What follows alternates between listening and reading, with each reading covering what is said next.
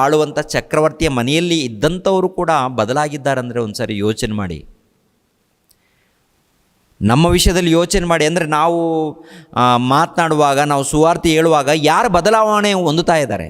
ಎಷ್ಟು ಮಂದಿ ಬದಲಾಗ್ತಾ ಇದ್ದಾರೆ? ಎಷ್ಟು ಮಂದಿ ಬದಲಾಗ್ತಾ ಇದ್ದಾರೆ? ಈಗಿನ ಕಾಲದಲ್ಲಿ ಸುವಾರ್ತೆ ಯಾವ ರೀತಿ ನಡೀತಾ ಇದೆ?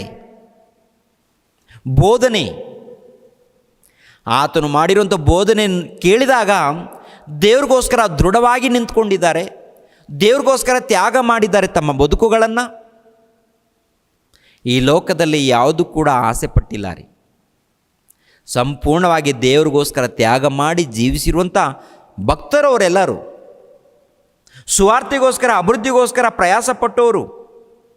ಕೆಲವು ದಿನಗಳ ಆದಮೇಲೆ ಏನ್ರಿ ಪ್ರಿಯರಾದ ದೇವ್ರ ಮಕ್ಕಳಿರ, ರೋಮ ಸೆರೆಯಿಂದ ಬಿಡುಗಡೆಯಾಗುತ್ತೆ. ರೋಮ ಸೆರೆಯಿಂದ ಬಿಡುಗಡೆ ಆಗ್ತೀನಿ ಎನ್ನುವಂಥ ನಂಬಿಕೆಯಿಂದ ಫಿಲಿಪಿಯವರಿಗೆ ಬರೆಯುವಂಥ ಪತ್ರಿಕೆಯಲ್ಲಿ ಒಂದು ಮಾತನ್ನು ನೆನಪು ಮಾಡ್ತಾರೆ. ಫಿಲಿಪಿಯವರಿಗೆ ಬರೆದ ಪತ್ರಿಕೆಯಲ್ಲಿ ಒಂದು ಮಾತನ್ನು ನೆನಪು ಮಾಡುವಂಥದ್ದು ಏನು ಗೊತ್ತಾ? ನಾನು ಆದಷ್ಟು ಬೇಗ ಬಿಡುಗಡೆ ಆಗ್ತೀನಿ ಈ ರೋಮಾಪುರದಿಂದ. ನಾನು ಸೆರೆಯಿಂದ ಬಿಡುಗಡೆ ಆಗ್ತೀನಿ. ಬಿಡುಗಡೆ ಆದ ನಂತರ ನಿಮ್ಮ ಬಳಿಗೆ ಬರ್ತೀನಿ. ಫಿಲಿಪ್ಪ ಪಟ್ಟಣದಲ್ಲಿದ್ದವರೇ, ಸಭೆಯಲ್ಲಿದ್ದವರೇ, ನಿಮ್ಮ ಬಳಿಗೆ ನಾನು ಬರುತ್ತೇನೆ ಎನ್ನುವಂಥ ಮಾತನ್ನು ಪ್ರಿಯರ ದೇವ್ರ ಮಕ್ಕಳಿರ ಫಿಲಿಪಿಯವರಿಗೆ ಬರೆದ ಪತ್ರಿಕೆಯಲ್ಲಿ ನೆನಪು ಮಾಡುವಂಥದ್ದು. ಒಂದು ಸಾರಿ ನೋಡೋಣ. ಫಿಲಿಪಿಯವರಿಗೆ ಬರೆದ ಪತ್ರಿಕೆ 2ನೇ ಅಧ್ಯಾಯ 23ನೇ ವಚನ. ಫಿಲಿಪಿಯವರಿಗೆ ಬರೆದ ಪತ್ರಿಕೆ 2ನೇ ಅಧ್ಯಾಯ 22-23ನೇ ವಚನವನ್ನು ನೋಡೋಣ. 2ನೇ ಅಧ್ಯಾಯ 22, 23, ಇಲ್ಲಾಂದರೆ 23 ಓದೋಣ ಪ್ರಿಯರೇ. 23 ಓದಿದ ಮೇಲೆ 22ನೇ ವಚನ ಕೂಡ ಓದೋಣ. ಆದದರಿಂದ ನನ್ನ ಸಂಗತಿಯು ಹೇಗಾಗುವುದು ಅದನ್ನು ತಿಳಿದು ಕೂಡಲೇ ಅವನನ್ನೇ ಕಳಿಸುವುದಕ್ಕೆ ನಿರೀಕ್ಷಿಸುತ್ತೇನೆ. ಇದಲ್ಲದೆ ನಾನು ಸಹ ಬೇಗನೆ ಬರುವೆನೆಂದು ಕರ್ತನಲ್ಲಿ ದೃಢವಾಗಿ ನಂಬಿದ್ದೇನೆ. ಅಂದರೆ ಫಿಲಿಪಿಯವರಿಗೆ ಬರೆದ ಪತ್ರಿಕೆಯಲ್ಲಿ ಒಂದು ಮಾತನ್ನು ನೆನಪು ಮಾಡೋದು, ನಾನು ಕೂಡ ಬೇಗ ಬರುತ್ತೇನೆ. ಇದಲ್ಲದೆ ನಾನು ಸಹ ಬೇಗನೆ ಬರುವನೆಂದು ಕರ್ತನಲ್ಲಿ ದೃಢವಾಗಿ ನಂಬಿದ್ದೇನೆ. ಸರಿಯಲಿದ್ದಾನಂದರೆ ಫಿಲಿಪಿಯವರಿಗೆ ಬರೆದ ಪತ್ರಿಕೆ, ಎಫೆಸದವರಿಗೆ ಬರೆದ ಪತ್ರಿಕೆ, ಆನಂತರ ಕೊಲೆಸದವರಿಗೆ ಬರೆದ ಪತ್ರಿಕೆ, ಫಿಲಮೋನನಿಗೆ ಬರೆದ ಪತ್ರಿಕೆ, ಈ ಪತ್ರಿಕೆ ರೋಮಾಪುರದಲ್ಲಿ ಸೆರೆಯಲ್ಲಿ ಇದ್ದಾಗ ಬರೆದಿರುವಂಥ ಪತ್ರಿಕೆಗಳು. ಅಲ್ಲಿಂದ ಬರೆಯುವಂಥ ಸಮಯದಲ್ಲಿ ನಾನು ಕೂಡ ಬೇಗ ಬರುತ್ತೇನೆ. ಎಲ್ಲಿ? ಫಿಲಿಪಿ ಪಟ್ಟಣಕ್ಕೆ ಆಗಿರ್ಬೋದು, ಇನ್ನು ಕೆಲವು ಬೇರೆ ಬೇರೆ ಒಂದು ಪಟ್ಟಣಗಳಿಗೆ ಆಗಿರ್ಬೋದು. ನಾನು ಬೇಗ ಬರ್ತೇನೆ, ದೇವರು ನನ್ನನ್ನು ಬಿಡಿಸ್ತಾನೆ ಎನ್ನುವಂಥ ನಂಬಿಕೆ, ನನಗೆ ದೃಢವಾದಂಥ ನಂಬಿಕೆ ಇದೆ ಎನ್ನುವಂಥ ಮಾತು ಇಲ್ಲಿ ಬಳಸುವಂಥದ್ದು ಏನ್ರಿ. ನನ್ನ ಸಂಗತಿಯು 24, ಇದಲ್ಲದೆ ನಾನು ಸಹ ಬೇಗ ಬರುತ್ತೇನೆಂದು ಕರ್ತನಲ್ಲಿ ದೃಢವಾಗಿ ನಂಬಿದ್ದೇನೆ, ಬೇಗ ಬರುತ್ತೇನೆ. ಸುವಾರ್ತೆ ಮಾಡಿದ್ದಾನೆ, ಅನೇಕರನ್ನು ಬಲಪಡಿಸಿದ್ದಾನೆ, ರೋಮಾ ಪಟ್ಟಣದಲ್ಲಿ ಸಭೆಯನ್ನು ಅದ್ಭುತವಾಗಿ ಅಭಿವೃದ್ಧಿ ಮಾಡಿದ್ದಾನೆ, ಜ್ಞಾನದ ಮೂಲಕ ಒಳ್ಳೆ ರೀತಿಯಲ್ಲಿ ಅಲ್ಲಿ ಸೇವೆ ಮಾಡಿರುವಂಥ ವಿಷಯವು ಪ್ರಿಯರಾದ ದೇವರ ಮಕ್ಕಳಿರ. 22ನೇ ವಚನ ನಾವು ನೋಡುವಾಗ, ತಿಮೋತಿಯನ ಗುಣವನ್ನು ನೀವು ನೋಡಿ ತಿಳಿದುಕೊಳ್ಳಿರಿ. ಮಗನು ತಂದೆಗೆ ಹೇಗೋ ಹಾಗೆಯೇ ಅವನು ನನ್ನ ಜೊತೆಯಲ್ಲಿ ಸುವಾರ್ಥ ಪ್ರಚಾರಕ್ಕಾಗಿ ಕಷ್ಟಪಟ್ಟು ಕೆಲಸ ನಡೆಸಿದನೆಂಬುದು ನಿಮಗೆ ಗೊತ್ತುಂಟು. ಅಂದರೆ ಮೊದಲನೇ, 2ನೇ ಪ್ರಯಾಣ, 3ನೇ ಪ್ರಯಾಣ ಮಾಡುವಾಗ ಈ ತಿಮೋತಿ ಬಹಳ ಕಷ್ಟಪಟ್ಟಿದ್ದಾನೆ, ಪ್ರಯಾಸ ಪಟ್ಟಿದ್ದಾನೆ, ಗೊತ್ತಲ್ವಾ? ತಿಮೋತಿಯಲ್ಲಿ ಇದ್ದಂಥ ಗುಣಗಳು ನಿಮ್ಮಲ್ಲಿ ಕೂಡ ಇರಲಿ. ನನ್ನ ಮಗನು ಅಂದರೆ ನನ್ನ ಆತ್ಮೀಯ ಮಗನು ತಂದೆಗೆ ಯಾವ ರೀತಿ ಸೇವೆ ಮಾಡಿದ್ದನೋ ಅದೇ ಪ್ರಕಾರ ನನಗೆ ಸೇವೆ ಮಾಡಿರುವಂಥ ವ್ಯಕ್ತಿ ನನ್ನ ಪ್ರಿಯ ಮಗನು ಎಂದು ತಿಮೋತಿಯನ್ನು ಕುರಿತು ಸಾಕ್ಷಿ ಹೇಳುವಾಗ, ಆ ತಿಮೋತಿ ನಿಮ್ಮ ಬಳಿಗೆ ಬರ್ತಾನೆ ಅಂತ ಪ್ರಿಯರ ದೇವ್ರ ಮಕ್ಕಳಿರ ಯೋಚನೆ ಮಾಡಿ. ಆನಂತರ ಏನ್ರಿ, 2 ವರ್ಷ ಆದಮೇಲೆ ಬಿಡುಗಡೆ ಆಗುತ್ತೆ. ಬಿಡುಗಡೆ ಯಾಕಾಗುತ್ತೆ? ಬಿಡುಗಡೆ ಅಂದರೆ ಅರೆಸ್ಟ್ ಮಾಡಿದಾರಲ್ವ, ರೋಮನರು ಅರೆಸ್ಟ್ ಮಾಡಿದ್ದಾರೆ. ಅರೆಸ್ಟ್ ಮಾಡಿದ ನಂತರ ಬಿಡುಗಡೆ ಮಾಡ್ತಾರೆ. ಯಾಕೆ ಬಿಡುಗಡೆ ಮಾಡ್ತಾರೆ ಅಂತ ನೋಡುವಾಗ, ತಪ್ಪು ಹೊರಿಸಿದವರು ಇರ್ತಾರೆ ನೋಡಿ, ಈ ತಪ್ಪು ಹೊರಿಸಿದವರು ಬಂದು ಯಾರು ಕೂಡ ಏನ್ರಿ ಆ ತಪ್ಪುಗಳನ್ನು ರುಜುಪಡಿಸ್ತಾ ಇಲ್ಲ. ಎಲ್ಲ ಕೂಡ ಹೊರಿಸಿರುವಂಥದ್ದೇ. ನಿಂದನೆಗಳು, ತಪ್ಪುಗಳು ಹೊರಿಸಿದ್ದಾರೆ. ಯಾರು ಬಂದು ಹೇಳಿದ್ರು ಕೂಡ ಎಲ್ಲದಕ್ಕೂ ಆಧಾರ ತೋರಿಸ್ತಾ ಇದ್ದಾನೆ, ಎಲ್ಲದಕ್ಕೂ ಬಿಡಿಸಿ ಬಿಡಿಸಿ ಹೇಳ್ತಾ ಇದ್ದಾನೆ. ಹೇಳಿದಾಗ ಏನ್ರಿ, ಶತಾಧಿಪತಿ ಆಗಿರ್ಬೋದು, ಸಹಸ್ರಾಧಿಪತಿಗಳಾಗಿರ್ಬೋದು, ಇಲ್ಲಾಂದರೆ ದೇಶಾಧಿಪತಿ ಆಗಿರ್ಬೋದು, ಇಲ್ಲಾಂದರೆ ಅರಸನಾಗಿರ್ಬೋದು, ಇವರೆಲ್ಲರೂ ಕೂಡ ಹೇಳಿರುವಂಥ ಮಾತೇನು? ಇವನಲ್ಲಿ ಯಾವ ತಪ್ಪು ಕಾಣ್ತಾ ಇಲ್ಲ. ಕೊನೆಯದಾಗಿ ಚಕ್ರವರ್ತಿ ಬಿಟ್ಟಿದ್ದಾನಂದರೆ ಆತನು ಕೂಡ ಇವನಲ್ಲಿ ಯಾವ ತಪ್ಪಿಲ್ಲ, ಬಿಟ್ಬಿಡಿ ಅಂದಾಗ ಪ್ರಿಯರಾದ ದೇವರ ಮಕ್ಕಳಿರ ಬಿಡುಗಡೆ ಆಗುತ್ತೆ. ಯಾವಾಗ ಬಿಡುಗಡೆ ಆಗುತ್ತೆ ಅಂತ ನೋಡುವಾಗ ಕ್ರಿಸ್ತ ಶಕ 63ರಲ್ಲಿ, ಕ್ರಿಸ್ತ ಶಕ 61ರಲ್ಲಿ ರೋಮಾ ಪಟ್ಟಣಕ್ಕೆ ಹೆಜ್ಜಾಗ್ತಾರೆ. ಕ್ರಿಸ್ತ ಶಕ 63ರಲ್ಲಿ ಆತನಿಗೆ ಬಿಡುಗಡೆಯಾಗುತ್ತೆ ರೀ. ಆತನಿಗೆ ಬಿಡುಗಡೆ ಆದ ನಂತರ ಪ್ರಿಯರಾದ ದೇವರ ಮಕ್ಕಳಿರ, ಈ ಪೌಲನು ಎಲ್ಲಿಗೆ ಹೋಗ್ತಾನೆ? ಪೌಲನು ಯಾರ ಬಳಿಗೆ ಹೋಗ್ತಾನೆ? ರೋಮಾಪುರದವರಿಗೆ ಬರೆದ ಪತ್ರಿಕೆ ಅಂದಾಗ ಎಲ್ಲಿಂದ ಬರೆದಿದ್ದಾನೆ ರೋಮಾಪುರದವರಿಗೆ ಬರೆದ ಪತ್ರಿಕೆ ಅಂತ ನೋಡುವಾಗ 3ನೇ ಪ್ರಯಾಣ ಮಾಡ್ತಾರೆ ನೋಡಿ. 3ನೇ ಪ್ರಯಾಣ, ಈ 3ನೇ ಪ್ರಯಾಣ ಮಾಡುವಂಥ ಸಮಯದಲ್ಲಿ ಎಲ್ಲ ಪಟ್ಟಣಗಳನ್ನು ತಿರುಗಿದಾಗ ಆನಂತರ ಯೆರೂಸಲೇಮ್ ಪಟ್ಟಣಕ್ಕೆ ಹೋಗಬೇಕು. ಯೆರೂಸಲೇಮ್ ಪಟ್ಟಣಕ್ಕೆ ಹೋಗುವಂಥ ಈ ಕಾಲದಲ್ಲಿ ಅಕಾಯ ಪ್ರಾಂತಕ್ಕೆ ಬರ್ತಾನೆ. ಅಕಾಯ ಪ್ರಾಂತದಲ್ಲಿ ಕೊರಿಂಥ ಎನ್ನುವಂಥ ಪಟ್ಟಣ ಇರುತ್ತೆ. ಈ ಕೊರಿಂಥ ಎನ್ನುವಂಥ ಪಟ್ಟಣದಿಂದ ರೋಮಾಪುರದವರಿಗೆ ಒಂದು ಪತ್ರಿಕೆಯನ್ನು ಬರೀತಾನೆ. ಯಾವಾಗ? ಇನ್ನೂ ಅರೆಸ್ಟ್ ಮಾಡದೇ ಇರುವಾಗ, ಇನ್ನು ರೋಮ ಪಟ್ಟಣಕ್ಕೆ ಇನ್ನೂ ಹೋಗದೇ ಇರುವಾಗ, ರೋಮ ಪಟ್ಟಣಕ್ಕೆ ಹೋಗಿ ಸಭೆಯನ್ನು ಇನ್ನೂ ಸ್ಥಾಪನೆ ಮಾಡಿಲ್ಲ, ಇನ್ನೂ ಅಭಿವೃದ್ಧಿ ಮಾಡಿಲ್ಲ. ಮತ್ತು ಯಾರಿದ್ದಾರೆ ರೋಮಾಪುರದಲ್ಲಿ ಅಂತ ನೋಡುವಾಗ ಕ್ರೈಸ್ತರಿದ್ದಾರೆ. ಹೇಗೆ ಅವರು ಕ್ರೈಸ್ತರಂತ ನೋಡುವಾಗ ಅಪೋಸ್ತಲರ ಮೂಲಕ ದೇವರ ವಾಕ್ಯಗಳನ್ನು ತಿಳ್ಕೊಂಡವರಿದ್ದಾರೆ ನೋಡಿ. ಅಲ್ಲಿ ರೋಮಾ ಪಟ್ಟಣದಲ್ಲಿ ಬಹಳ ಮಂದಿ ಇದ್ದಾರೆ ಎನ್ನುವಂಥ ವಿಷಯವನ್ನು ಪೌಲನಿಗೆ ಗೊತ್ತಾಗುತ್ತೆ. ಗೊತ್ತಾದ ನಂತರ ಕೊರಿಂಥ ಪಟ್ಟಣದಿಂದ ರೋಮಾಪುರಕ್ಕೆ ಒಂದು ಪತ್ರಿಕೆಯನ್ನು ಬರೆದಿರ್ತಾನೆ. ರೋಮಾಪುರದವರಿಗೆ ಬರೆದ ಪತ್ರಿಕೆಯನ್ನು, ಅಂದರೆ 3ನೇ ಪ್ರಯಾಣದಲ್ಲಿ ಕೊರಿಂಥ ಎನ್ನುವಂಥ ಪಟ್ಟಣಕ್ಕೆ ಹೋಗಿರ್ತಾನೆ. ಆ ಪಟ್ಟಣದಿಂದ ಅಪೋಸ್ತಲನಾಗಿರುವಂಥ ಪೌಲನು ಕೊರಿಂಥದವರಿಗೆ ಬರೆದ ಪತ್ರಿಕೆ ಬರೆದಿರ್ತಾರೆ ಪ್ರಿಯರೇ. ಆ ಪತ್ರಿಕೆಯಲ್ಲಿ ಒಂದು ವಿಷಯವನ್ನು ಹೇಳ್ತಾರೆ. ಒಂದು ಸಾರಿ ನೋಡೋಣ. ಕೊರಿಂಥದವರಿಗೆ ಬರೆದ ಪತ್ರಿಕೆ 15ನೇ ಅಧ್ಯಾಯ 22ನೇ ವಚನದಿಂದ 29ನೇ ವಚನದವರೆಗೆ ಗಮನಿಸೋಣ. 22ನೇ ವಚನದಿಂದ, ಈ ಕಾರಣದಿಂದ ನಿಮ್ಮ ಬಳಿಗೆ ಬರುವುದಕ್ಕೆ ನನಗೆ ಅನೇಕ ವಾರ್ತಿ ಅಭ್ಯಂತರವಾಯಿತು. ಆದರೆ ಇನ್ನು ಮೇಲೆ ಈ ಪ್ರಾಂತ್ಯಗಳಲ್ಲಿ ನನಗೆ ಅನುಕೂಲವಿಲ್ಲದರಿಂದಲೂ ನಿಮ್ಮ ಬಳಿಗೆ ಬರುವುದಕ್ಕೆ ಅನೇಕ ವರ್ಷಗಳಿಂದ ಅಭಿಲಾಷೆ ಇರುವುದರಿಂದಲೂ ನಾನು ಸ್ಪೇನ್ ದೇಶಕ್ಕೆ ಹೋಗುವಾಗ ನನ್ನ ಮಾರ್ಗದಲ್ಲಿ ನಿಮ್ಮ ದರ್ಶನವನ್ನು ಮಾಡಬೇಕೆಂಬ ಅಭಿಪ್ರಾಯ ಉಂಟು. ಅಂದರೆ ರೋಮಾಪುರಕ್ಕೆ ಇನ್ನೂ ಹೋಗಿಲ್ಲ. ಹೋಗೋದಕ್ಕಿಂತ ಮುಂಚಿತವಾಗಿ ರೋಮಾಪುರದಲ್ಲಿ ಕ್ರೈಸ್ತರಿದ್ದಾರೆ ಎನ್ನುವಂಥ ಸಂಗತಿ ತಿಳ್ಕೊಂಡು ಅಲ್ಲಿ ಜನರಿಗೆ ಅಭಿವೃದ್ಧಿ ಮಾಡೋದಕ್ಕೆ, ಇಲ್ಲಾಂದರೆ ಕ್ರೈಸ್ತರನ್ನು ಬಲಪಡಿಸೋದಕ್ಕೆ, ಕ್ರೈಸ್ತರನ್ನು ಜ್ಞಾನದಲ್ಲಿ ನಡೆಸೋದಕ್ಕೆ, ಕ್ರೈಸ್ತರನ್ನು ಇನ್ನೂ ಹೆಚ್ಚಾದಂಥ ದೇವರ ಜ್ಞಾನದಲ್ಲಿ ತುಂಬಿಸೋದಕ್ಕೆ ರೋಮಾಪುರದವರಿಗೆ ಬರೆದ ಪತ್ರಿಕೆಯನ್ನು ಬರೀತಾನೆ. ರೋಮಾಪುರದವರಿಗೆ ನಾನು ನಿಮ್ಮ ಬಳಿಗೆ ಬರೋದಕ್ಕೆ ಎಷ್ಟೋ ಮನಸ್ಸಿದೆ. ಅದಕ್ಕಿಂತ ಮುಂಚಿತವಾಗಿ 24ನೇ ವಚನದಲ್ಲಿ ಸ್ಪೇನ್ ದೇಶಕ್ಕೆ ಹೋಗುವಾಗ ಖಂಡಿತವಾಗಿ ನಿಮ್ಮ ಬಳಿಯಲ್ಲಿ ಕೂಡ ಬರ್ತೀನಿ. ಈ ಪತ್ರಿಕೆಯಲ್ಲಿ ಬರೆದು ಕಳಿಸುವಂಥದ್ದು ಏನ್ರಿ. ಅಂದರೆ ಪ್ರಿಯರಾದ ದೇವ್ರ ಮಕ್ಕಳಿರ, ಆಲೋಚನೆ ಮಾಡುವಾಗ ಈ ಪತ್ರಿಕೆಯನ್ನು ಯಾರ ಮೂಲಕ ಕಳಿಸಿಕೊಡ್ತಾನೆ ಗೊತ್ತಾ? ಫೋಯೇಬೆ ಎಂಬ ಒಬ್ಬ ಮಹಿಳೆ. ಈಕೆ ದೇವರ ಸೇವಕಿಯಾಗಿರುವಂಥ ಈ ಮಹಿಳೆಯ ಮೂಲಕ ರೋಮಾಪುರದವರಿಗೆ ಬರೆದ ಪತ್ರಿಕೆಯನ್ನು ಬರೆದು, ಯಾವ ರೀತಿ ಬರೀತಾರೆ ಪತ್ರಿಕೆಯನ್ನು ಅಂದಾಗ? ಚಿಕ್ಕದಲ್ಲ ಪತ್ರಿಕೆ ಅಂದಾಗ ಈಗಿನ ಕಾಲದಲ್ಲಿ ಏನರ ಒಂದು ಲೆಟ್ರ್ ನೋಡ್ತೀವಿ, ಚಿಕ್ಕದೊಂದು ಕವರು. ಆಗಿನ ಕಾಲದಲ್ಲಿ ಹಾಗಲ್ಲ. ಒಂದು ಪತ್ರವನ್ನು ಬರಿಬೇಕಾದರೆ ಚರ್ಮದ ಕಾಗದದಲ್ಲಿ, ಪ್ಯಾಪಿರಸ್ ಎನ್ನುವಂಥ ಕಾಗದದಲ್ಲಿ ಆಗಿರ್ಬೋದು, ಇಲ್ಲ ಚರ್ಮದ ಕಾಗದದಲ್ಲಿ ಆಗಿರ್ಬೋದು, ವಚನಗಳನ್ನು ಬರಿಬೇಕು. ಪ್ರಿಯರಾದ ದೇವ್ರ ಮಕ್ಕಳಿನ, ಒಂದು ಚರ್ಮದ ಕಾಗದದಲ್ಲಿ 4-5 ವಚನಗಳು, ಇಲ್ಲ 6 ವಚನಗಳಂದರೆ ಮಸ್ತಾಯಿತು. ಇಲ್ಲ ಒಂದು 10 ವಚನಗಳನ್ನು ಅಂದುಕೊಳ್ಳೋಣ.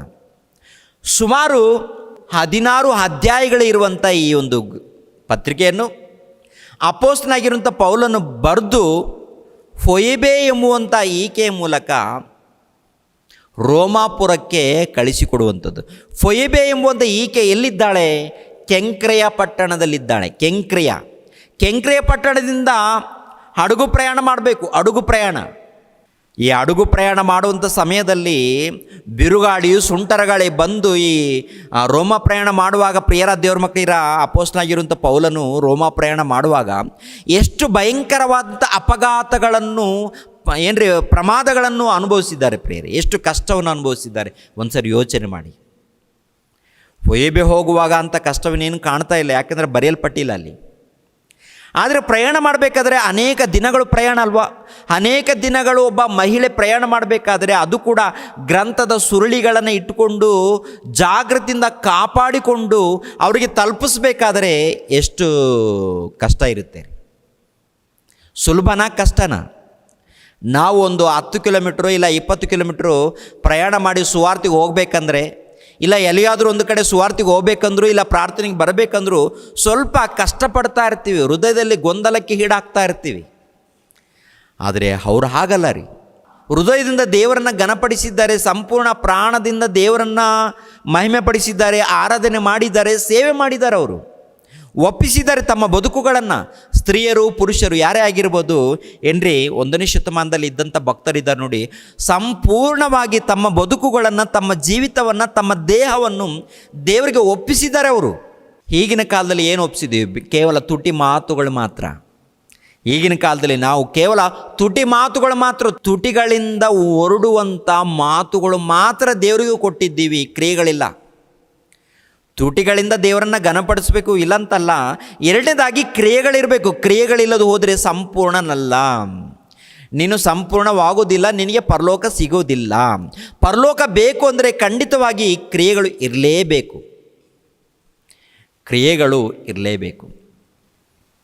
ಪ್ರಿಯರ ದೇವ್ರ ಮಕ್ಕಳಿರ ಯೋಚನೆ ಮಾಡಿ. ಅಂದರೆ ಕ್ರಿಸ್ತ ಶಕ 63ರಲ್ಲಿ ಪೌಲನಿಗೆ ಬಿಡುಗಡೆ ಆಗುತ್ತೆ ರೀ. ಬಿಡುಗಡೆ ಆದ ನಂತರ ಎಲ್ಲಿಗೆ ಹೋಗಬೇಕು ಅಂತ ಅಂದರೆ ಅದಕ್ಕಿಂತ ಮುಂಚಿತವಾಗಿ ಒಂದು ನೆನಪು ಮಾಡ್ತಾರೆ. ರೋಮಾಪುರದವ್ರಿಗೆ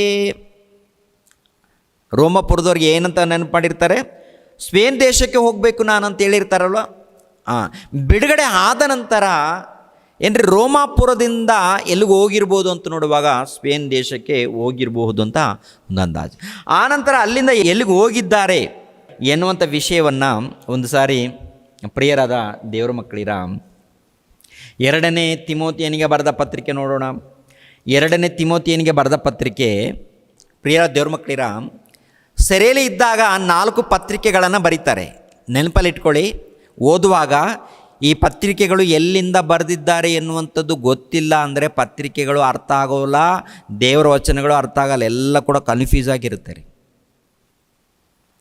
ಕ್ರಿಸ್ತ ಶಕ 61ರಲ್ಲಿ ರೋಮಾಪುರದಲ್ಲಿ ಇದ್ದಂಥ ಕಾಲದಲ್ಲಿ 61, 62, 63 ಈ ಮಧ್ಯಕಾಲದಲ್ಲಿ ಎಫೆಸದವರಿಗೆ ಬರೆದ ಪತ್ರಿಕೆ, ಫಿಲಿಪ್ಪಿಯವರಿಗೆ ಬರೆದ ಪತ್ರಿಕೆ, ಕೊಲೆಸದವರಿಗೆ ಬರೆದ ಪತ್ರಿಕೆ, ಫಿಲೋಮ್ರವರಿಗೆ ಬರೆದ ಪತ್ರಿಕೆ, ಈ 4 ಪತ್ರಿಕೆಗಳನ್ನು ಬರೀತಾರೆ. ರೋಮಾಪುರದಿಂದ ಬಿಡುಗಡೆ ಆದ ನಂತರ ಇನ್ನು 3 ಪತ್ರಿಕೆಗಳು ಯಾವಂತ ನೋಡುವಾಗ 1ನೇ ತಿಮೋತಿಯನಿಗೆ ಬರೆದ ಪತ್ರಿಕೆ 1, ಆನಂತರ ತೀತನಿಗೆ ಬರೆದ ಪತ್ರಿಕೆ 1. 1ನೇ ತಿಮೋತಿಯನಿಗೆ ಬರೆದ ಪತ್ರಿಕೆ 1, ತೀತನಿಗೆ ಬರೆದ ಪತ್ರಿಕೆ 1. ಅಂದರೆ ರೋಮಾಪುರದಿಂದ ಬಿಡುಗಡೆ ಆದ ನಂತರ ಬರೆಯುವಂಥದ್ದು. ಇನ್ನೊಂದು ಪತ್ರಿಕೆ ಯಾವುದಂತ ನೋಡುವಾಗ 2ನೇ ತಿಮೋತಿಯನಿಗೆ ಬರೆದ ಪತ್ರಿಕೆ. ತಿಮೋತಿಯನಿಗೆ ಬರೆದ 2ನೇ ಪತ್ರಿಕೆ ಇದೆ ಅಲ್ವ, ಇದು ಯಾವಾಗ ಬರೀತಾನಂತ ನೋಡುವಾಗ ಏನ್ರಿ, ಬಿಡುಗಡೆ ಆದ ನಂತರ ಮತ್ತೆ ಕೆಲವು ದಿನಗಳ ಆದ ಮೇಲೆ ಕ್ರಿಸ್ತ ಶಕ 66ರಲ್ಲಿ ಮತ್ತೆ ಪೌಲನು ಅರೆಸ್ಟ್ ಆಗ್ತಾನೆ. ಅದು ಯಾಕೆ ಏನೊಂದು ಸಂಗತಿ ಆಮೇಲೆ ಗೊತ್ತಾಗುತ್ತೆ. ಅರೆಸ್ಟ್ ಆದಮೇಲೆ ಜೈಲಲ್ಲಿ ಇದ್ದುಕೊಂಡು ಜೈಲಲ್ಲಿ ಅಂದರೆ ಏನ್ರಿ, 1ನೇ ಸಾರಿ ಅರೆಸ್ಟ್ ಮಾಡಿದಾಗ ಮನೆಯಲ್ಲಿ ಬಾಡಿಗೆ ಮನೆಯಲ್ಲಿ ಇರಿಸ್ತಾರೆ. 2ನೇ ಸಾರಿ ಅರೆಸ್ಟ್ ಆದಾಗ ಬಾಡಿಗೆ ಮನೆಯಲ್ಲ, ಕತ್ತಲೆಯ ಸೆರೆಯಲ್ಲಿ. 2ನೇ ಸಾರಿ ಅರೆಸ್ಟ್ ಆಗ್ತಾನೆ. ಯಾವಾಗ ಗೊತ್ತಾ? ಕ್ರಿಸ್ತ ಶಕ 66ರಲ್ಲಿ ಅರೆಸ್ಟ್ ಆಗ್ತಾನೆ. ಅರೆಸ್ಟ್ ಆದಮೇಲೆ ಕತ್ತಲೆಯ ಸೆರೆಯಲ್ಲಿ ಬಂಧಿಸ್ತಾರೆ ಪ್ರಿಯರೇ, ಸೆರೆಯಲ್ಲಿ. ಅದು ಕೂಡ ನೀರೋ ಚಕ್ರವರ್ತಿ ಕಾಲದಲ್ಲಿ. ಯಾಕೆ, ಅದರಿಂದ ಇರುವಂಥ ಕಾರಣ ಏನು ಎನ್ನುವಂಥ ವಿಷಯವನ್ನು ತಿಳ್ಕೊಳ್ಳೋಣ. ಇವಾಗ ಪೌಲನು ಬಿಡುಗಡೆ ಆದ ನಂತರ, ಅಂದರೆ ರೋಮಾ ಪಟ್ಟಣದಿಂದ ಬಿಡುಗಡೆ ಆದ ನಂತರ ಎಲ್ಲಿಗೆ ಹೋಗಿದ್ದಾನೆ ಎನ್ನುವಂಥ ಸಂಗತಿಯನ್ನು ತಿಳ್ಕೊಳ್ಬೇಕಾದ್ರೆ ಇಲ್ಲಿ ವಚನಗಳನ್ನು ತಿಳ್ಕೊಳ್ಳೋಣ. ತಿಮೋತಿಯನಿಗೆ ಬರೆದ 2ನೇ ಪತ್ರಿಕೆ 4ನೇ ಅಧ್ಯಾಯ 20ನೇ ವಚನವನ್ನು ನೋಡಿ. ತಿಮೋತಿಯನಿಗೆ ಬರೆದ 2ನೇ ಪತ್ರಿಕೆ 4ನೇ ಅಧ್ಯಾಯ 20ನೇ ವಚನ. ಇದು ಅಷ್ಟು ಸುಲಭವಾಗಿ ಅರ್ಥ ಆಗೋದಿಲ್ಲ, ನೀವು 2 ಸಾರಿ ನೋಡಬೇಕಾಗುತ್ತೆ. ಆಮೇಲೆ ಮತ್ತೊಂದು ಸಾರಿ ಈ ವಿಡಿಯೋಗಳನ್ನು ನೋಡಿದ್ರೆ ಕ್ಲಾರಿಟಿ ಸಿಗುತ್ತೆ ನಿಮಗೆ. ಒಂದೇ ಸಾರಿ ಅರ್ಥ ಆಗಲ್ಲ.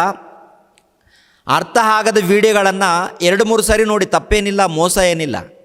ಅರ್ಥ ಆಗಿಲ್ಲ ಅಂದರೆ 2-3 ಸಾರಿ ನೋಡಿ. ಇವಾಗ ನೋಡಿ, ನಾವು ಓದುವಾಗ ಅರ್ಥ ಆಗಿಲ್ಲ ಅಂದರೆ 10 ಸಾರಿ ಓದ್ತೀವಿ. 10 ಸಾರಿ ಅರ್ಥ ಆಗಿಲ್ಲ ಅಂದರೆ 20 ಸಾರಿ ಓದ್ತೀವಿ. 20 ಸಾರಿ ಅರ್ಥ ಆಗಿಲ್ಲ ಅಂದರೆ ಅರ್ಥ ಆಗೋ ತನಕ ಅದು ಓದ್ತೀವಿ.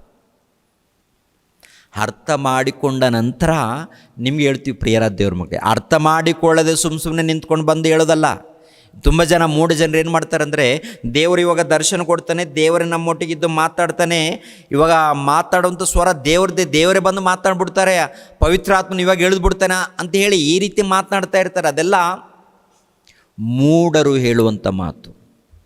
ಒಂದು ವೇಳೆ ಇವ್ರ ಪ್ರಕಾರ ಸೇವಕರು ನಿಂತುಕೊಂಡಾಗ ಪವಿತ್ರಾತ್ಮನ ಹಿಡಿದು ಅವರ ಬಳಿಯಿಂದ ಪವಿತ್ರಾತ್ಮನ ಮಾತಾಡಿದ್ರೆ ಬೈಬಲ್ ಯಾಕೆ ಬರೆಸ್ತಾ ಇದ್ರು? ಅರ್ಥ ಆಯ್ತಾ? ಇವಾಗ ತುಂಬ ಜನ ಸೇವಕರು ಹೇಳ್ತಾರಲ್ವಾ, ಇವಾಗ ನನ್ನ ಬಳಿಯಲ್ಲಿ ಪವಿತ್ರ ಆತ್ಮನು ಇಳಿತಾ ಇದ್ದಾನೆ, ನಾನು ಮಾತನಾಡ್ತಾ ಇದ್ದೀನಿ, ಇವಾಗ ಇಳಿತಾ ಇದ್ದಾನೆ, ನಾನು ಮಾತನಾಡ್ತಾ ಇದ್ದೀನಿ ಅಂತ ಹೇಳಿ ಎಲ್ಲ ಕೂಡ ಆಶೀರ್ವಾದ ವಚನಗಳನ್ನು ಹೇಳ್ತಾ ಇರ್ತಾರೆ ನೋಡಿ. ಇವಾಗ ಪವಿತ್ರಾತ್ಮನ ಇಳಿತಾ ಇದ್ದಾನಂತ.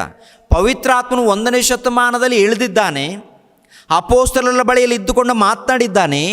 ಆ ನಂತರ ಅಪೊಸ್ತಲರ ಮೂಲಕ ಬೈಬಲ್ ಗ್ರಂಥವನ್ನು ಪೌಲನ ಮೂಲಕ, ಲೂಕನ ಮೂಲಕ ಬರೆಸಿದ ನಂತರ ಈ ವಚನಗಳನ್ನು ಓದಬೇಕು ಅಂತ ಹೇಳ್ತಾರೆ. ಈ ವಚನಗಳನ್ನು ಓದಿದರೆ ಅವ್ರಿಗಿರುವಂಥ ಜ್ಞಾನ ನಮಗೆ ಅರ್ಥ ಆಗುತ್ತೆ. ಅರ್ಥ ಆದಾಗ ನಾವು ಇನ್ನೊಬ್ಬರಿಗೆ ಹೇಳೋದಕ್ಕಾಗುತ್ತೆ. ಇನ್ನೊಬ್ಬರಿಗೆ ಹೇಳಬೇಕಾದ್ರೆ ದೇವರ ಜ್ಞಾನ ಅರ್ಥ ಮಾಡ್ಕೊಳ್ಬೇಕು.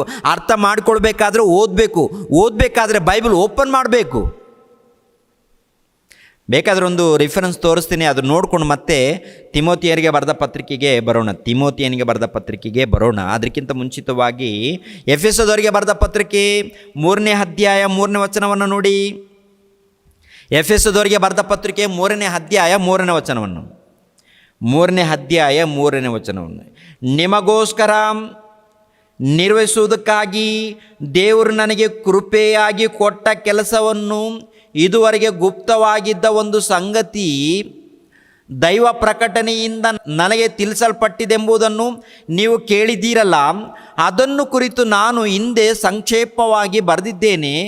ಬರೆದದ್ದನ್ನು ನೀವು ಓದಿ ನೋಡಿದರೆ ಕ್ರೈಸ್ತನ ವಿಷಯವಾದ ಮರ್ಮವನ್ನು ಕುರಿತು ನನಗಿರುವ ಗ್ರಹಿಕೆಯನ್ನು ನೀವು ತಿಳ್ಕೊಳ್ಳಬಹುದು.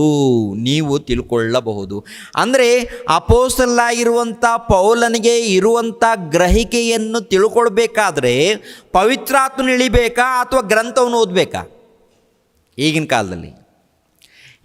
ಕಾಲದಲ್ಲಿ ನಾವು ಏನು ಮಾಡಬೇಕು ಪ್ರಿಯರೇ? ಗ್ರಂಥವನ್ನು, ಅಂದರೆ ದೇವರು ಬರೆಸಿರುವಂಥ ಗ್ರಂಥವನ್ನು ಓದಬೇಕಾ? ಪೌಲನು ಬರೆದಿರುವಂಥ ಪತ್ರಿಕೆಗಳನ್ನು ಓದಬೇಕಾ? ಅಥವಾ ದರ್ಶನ ಬರುತ್ತೆ, ಇವಾಗ ಇಳಿತಾರೆ, ಇವಾಗ ಪವಿತ್ರಾತ್ಮನ ಇಳಿದು ಅವರೇ ಮಾತನಾಡ್ತಾರೆ ಅಂತೇಳಿ ಸಂಪೂರ್ಣ ಅವ್ರ ಮೇಲೆ ಭಾರ ಹಾಕಿದರೆ ಅವ್ರು ಹೇಳ್ತಾರೆ. ಪವಿತ್ರಾತ್ಮನ ಹೇಳುವಂಥ ಮಾತೇನಂತ ನೋಡುವಾಗ, ಮೂಢನು ಕಣಪ್ಪ ನೀನು, ಆಲ್ರೆಡಿ ನನ್ನ ಮೂಲಕ ಬರೆಸಿರುವಂಥ ವಚನಗಳ ಓದಿದರೆ ಅರ್ಥ ಆಗುತ್ತೆ. ಅರ್ಥ ಆದ ನಂತರ ನೀವು ತಿಳ್ಕೊಂಡು ನೀವು ಹೊರಗಡೆ ಹೇಳಬೇಕಾಗತ್ತೆ. ಯಾಕೆ ನನ್ನ ಮಾತು ಕೇಳಲ್ವಾ? ಸೈತಾನನು ಮಾಯ ಮಾಡಿದ್ದಾನೆ, ಅವನ ಮಾತಿಗೆ ಒಳಪಟ್ಟು ಈ ರೀತಿ ಒಬ್ಬೊಬ್ಬನು ಒಂದೊಂದು ದಾರಿ ಇಟ್ಕೊಂಡು ಹೋಗ್ತಾ ಇದ್ದಾನೆ. ಇವಾಗ ಪವಿತ್ರಾತ್ಮ ಇಳಿತಾ ಇದ್ದಾನೆ, ಒಬ್ಬೊಬ್ಬನು ಒಂದೊಂದು ರೀತಿಯಲ್ಲಿ ಈ ಥರ ಬೀಳ್ತಾರೆ, ಈ ಥರ ಆಗುತ್ತೆ ಅಂತೇಳಿ ಈ ರೀತಿ ಹೇಳಿದಾಗ ಎಲ್ಲರೂ ಗುಂಪಾಗಿ ಹೋಗ್ತಾರೆ. ಸತ್ಯವನ್ನು ಹೇಳಿದಾಗ ಕೇಳೋರು ಯಾರಿದ್ದಾರೆ? ಬಹಳ ಕಡಿಮೆ. ಯಾರು ಕೇಳ್ತಾರೆ? ದೇವರನ್ನು ಪ್ರೀತಿಸುವವರು ಮಾತ್ರ ಕೇಳ್ತಾರೆ. ಕೇಳಿದ ನಂತರ ತಿಳ್ಕೊಳ್ತಾರೆ, ಅರ್ಥ ಮಾಡಿಕೊಳ್ತಾರೆ, ಇನ್ನೊಬ್ಬರಿಗೆ ಸುವಾರ್ತೆಯನ್ನು ಸಾರ್ತಾರೆ. ಹೊಟ್ಟೆ ಬಾಕ್ರೆ ಏನು ಮಾಡ್ತಾರೆ? ಕತೆಗಳನ್ನು ನಂಬಿಕೊಂಡು ಕುಳಿತುಕೊಳ್ತಾರೆ. ಆದ್ದರಿಂದ ನೀವು ಜಾಗ್ರತೆ ಪಡಬೇಕು ಅಂತ ಹೇಳ್ತಾ ಇದ್ದೀನಿ. ಜಾಗ್ರತೆ ಪಡಬೇಕು ಎಂದು ಹೇಳುವಂಥ ಮಾತು. ತಿಮೋತಿಯನಿಗೆ ಬರೆದ ಪತ್ರಿಕೆ, ತಿಮೋತಿಯನಿಗೆ ಬರೆದ 2ನೇ ಪತ್ರಿಕೆ 4ನೇ ಅಧ್ಯಾಯ 20ನೇ ವಚನವನ್ನು ನೋಡಿ. 20ನೇ ವಚನವನ್ನು, ತಿಮೋತಿಯನಿಗೆ ಬರೆದ ಪತ್ರಿಕೆ, ತಿಮೋತಿಯನಿಗೆ ಬರೆದ 2ನೇ ಪತ್ರಿಕೆ 4ನೇ ಅಧ್ಯಾಯ 20ನೇ ವಚನ. ಎರಸ್ತನು ಕೊರಿಂತದಲ್ಲಿ ನಿಂತನು, ತ್ರೋಫೀಮನು ಅಸೌಖ್ಯವಾಗಿದ್ದರಿಂದ ಅವನನ್ನು ಮಿಲೇತದಲ್ಲಿ ಬಿಟ್ಟೆನು. ಎಲ್ಲಿ ಬಿಟ್ಟಿದ್ದಾನಂತೆ? ಎಲ್ಲಿಂದ ಹೇಳ್ತಾ ಇದ್ದಾನೆ ಗೊತ್ತಾ? ಎಲ್ಲಿಂದ ಹೇಳುವಂಥ ಮಾತು ಗೊತ್ತಾ? ಪೌಲನು 2ನೇ ಸಾರಿ ಅರೆಸ್ಟ್ ಆಗ್ತಾನೆ, ರೋಮ ಸೆರೆಯಲ್ಲಿ ಇರ್ತಾನೆ, ಜೈಲಲ್ಲಿ ಇರ್ತಾನೆ. ಜೈಲಲ್ಲಿ ಇದ್ದುಕೊಂಡು ನೆನಪು ಮಾಡಿ ಬರೆಯುವಂಥದ್ದು. ಅಂದರೆ ಸುವಾರ್ತೆಗೋಸ್ಕರ ಹೋದಾಗ ಏನೇನು ನಡೆದಿದೆಯೋ ತಿಮೋತಿಯನಿಗೆ ಹೇಳುವಂಥ ಮಾತು. 1ನೇ ಪತ್ರಿಕೆಯನ್ನು ಬರೆದ ನಂತರ 2ನೇ ಪತ್ರಿಕೆ ಬರಿತಾನೆ. 1ನೇ ಪತ್ರಿಕೆಯಲ್ಲಿ ಬರಿತಾನಂತ ನೋಡುವಾಗ ಅದನ್ನು ಕೂಡ ತಿಳ್ಕೊಳ್ಳೋಣ. ಇವಾಗ ರೋಮ ಸೆರೆಯಲ್ಲಿ ಅಂದರೆ ಜೈಲಲ್ಲಿ ಇದ್ದುಕೊಂಡು ಈ ಪತ್ರಿಕೆ ಬರೆಯುವಂಥದ್ದು. 2ನೇ ತಿಮೋತಿಯನಿಗೆ ಬರೆದ ಪತ್ರಿಕೆ ಏನು ಬರಿತಾ ಇದ್ದಾನಂತ ನೋಡುವಾಗ, ಎರಸ್ತನು ಕೊರಿಂತದಲ್ಲಿ ನಿಂತನು, ತ್ರೋಫೀಮನು ಅಸೌಖ್ಯವಾಗಿದ್ದರಿಂದ ಅವನನ್ನು ಮಿಲೇತದಲ್ಲಿ ಬಿಟ್ಟೆನು. ಮಿಲೇತಿನಲ್ಲಿ ಬಿಟ್ಟೆನು. ಎರಸ್ತನು ಅಂದರೆ ಇವಾಗ ರೋಮಾಪುರದಲ್ಲಿ ಮೊದಲೇ ಸಾರಿ ಸೆರೆಯಲ್ಲಿದ್ದಾಗ ಎರಸ್ತನಾಗಿರ್ಬೋದು, ತ್ರೋಫೀಮನಾಗಿರ್ಬೋದು ಜೊತೆಯಲ್ಲಿರ್ತಾರೆ ಪ್ರಿಯ. ಇವರನ್ನು ಎಲ್ಲಿ ಬಿಟ್ಟಿದ್ದಾನಂತ ನೋಡುವಾಗ, ಅಂದರೆ ಬಿಡುಗಡೆಯಾಗಿ ಹೊರಗಡೆ ಬರ್ತಾರಲ್ವ, ಬಿಡುಗಡೆಯಾಗಿ ಹೊರಗಡೆ ಬಂದ ನಂತರ ಎಲ್ಲಿ ಬಿಟ್ಟಿರ್ತಾನಂತ ನೋಡುವಾಗ, ಎರಸ್ತನು ಕೊರಿಂತದಲ್ಲಿ ನಿಂತನು, ತ್ರೋಫೀಮನು ಅಸೌಖ್ಯವಾಗಿದ್ದರಿಂದ ಮಿಲೇತಿನಲ್ಲಿ ಬಿಟ್ಟೆನು. ಮಿಲೇತಿನಲ್ಲಿ ನಡೆದೋಗಿರುವಂಥ ವಿಷಯವನ್ನು 2ನೇ ಸೆರೆಯಲ್ಲಿ ಇದ್ದಾಗ, ರೋಮ ಸೆರೆಯಲ್ಲಿ ಇದ್ದಾಗ ಆ ಸೆರೆಯಲ್ಲಿ ಇದ್ದುಕೊಂಡು ಬರೆಯುವಂಥ ಮಾತುಗಳು. ಅಂದರೆ ಸೆರೆಯಿಂದ ಹೊರಗಡೆ ಬಂದ ನಂತರ, ರೋಮ ಸೆರೆಯಿಂದ ಹೊರಗಡೆ ಬಂದ ನಂತರ ಪ್ರಿಯರಾದ ದೇವ್ರ ಮಕ್ಕಳಿರ ಕೊರಿಂತ ಎನ್ನುವಂಥ ಪಟ್ಟಣಕ್ಕೆ ಹೋಗಿದ್ದಾನೆ. ಅದಕ್ಕಿಂತ ಮುಂಚಿತವಾಗಿ ತ್ರೋಫೀಮನನ್ನು ಮಿಲೇತಿನಲ್ಲಿ ಬಿಟ್ಟಿದ್ದೇನೆ. ಅಂದರೆ ಈ ರೀತಿ ಪ್ರಯಾಣ ಮಾಡುವಂಥದ್ದು. ಅಂದರೆ ರೋಮ ಸೆರೆಯಿಂದ ಹೊರಗಡೆ ಬಂದ ನಂತರ ಎಲ್ಲೆಲ್ಲಿಗೆ ಹೋಗಿದ್ದಾನೆ ಎನ್ನುವಂಥ ವಿಷಯವನ್ನು ತಿಳ್ಕೊಳ್ತಾ ಇದ್ದೀವಿ ಪ್ರಿಯರಾದ ದೇವ್ರ ಮಕ್ಕಳಿಗೆ. ಇವಾಗ ಅಪೊಸ್ತಲನಾಗಿರುವಂಥ ಪೌಲನು ತಿಮೋತಿಯನಿಗೆ ಬರೆದ 1ನೇ ಪತ್ರಿಕೆಯನ್ನು ನೋಡೋಣ. 1ನೇ ಪತ್ರಿಕೆಯನ್ನು, 1ನೇ ಪತ್ರಿಕೆ 1ನೇ ಅಧ್ಯಾಯ 3ನೇ ವಚನದಿಂದ ನೋಡೋಣ. 3ನೇ ವಚನದಿಂದ, ನಾನು ಮೆಕೆದೋನ್ಯಕ್ಕೆ ಹೋಗುತ್ತಿದ್ದಾಗ ನೀನು ಎಫೆಸದಲ್ಲೇ ಇದ್ದುಕೊಂಡು ಅಲ್ಲಿರುವ ಕೆಲವರಿಗೆ ನೀವು ಬೇರೆ ಉಪದೇಶವನ್ನು ಮಾಡಬಾರದೆಂತಲೂ ಕಲ್ಪನೆಗಳಿಗೂ ಕೊನೆ ಮೊದಲಿಲ್ಲದ ವಂಶಾವಳಿಗೂ ಲಕ್ಷ್ಯ ಕೊಡಬಾರದೆಂತಲೂ ಆಜ್ಞಾಪಿಸಬೇಕೆಂಬುದಾಗಿ ನಿನಗೆ ಖಂಡಿತವಾಗಿ ಹೇಳಿದ ಪ್ರಕಾರ ಈಗಲೂ ಹೇಳುತ್ತೇನೆ. ಅಂದರೆ ಮೊದಲು ಒಂದು ಸಾರಿ ತಿಮೋತಿಯನೇ ನಿನಗೆ ಹೇಳಿದ್ದೇನೆ. ಅಂದರೆ ರೋಮಾಪುರದಿಂದ ಹೊರಗಡೆ ಬಂದ ನಂತರ ಏನ್ರಿ ಸ್ಪೇನ್ ಎನ್ನುವಂಥ ದೇಶಕ್ಕೆ ಹೋದ ನಂತರ ಅಲ್ಲಿಂದ ಕೊರಿಂತ ಪಟ್ಟಣಕ್ಕೆ ಬರ್ತಾನೆ. ಕೊರಿಂತ ಎನ್ನುವಂಥ ಪಟ್ಟಣಕ್ಕೆ ಬಂದ ನಂತರ ಎಫೆಸ್ಗೆ ಹೋಗ್ತಾನೆ.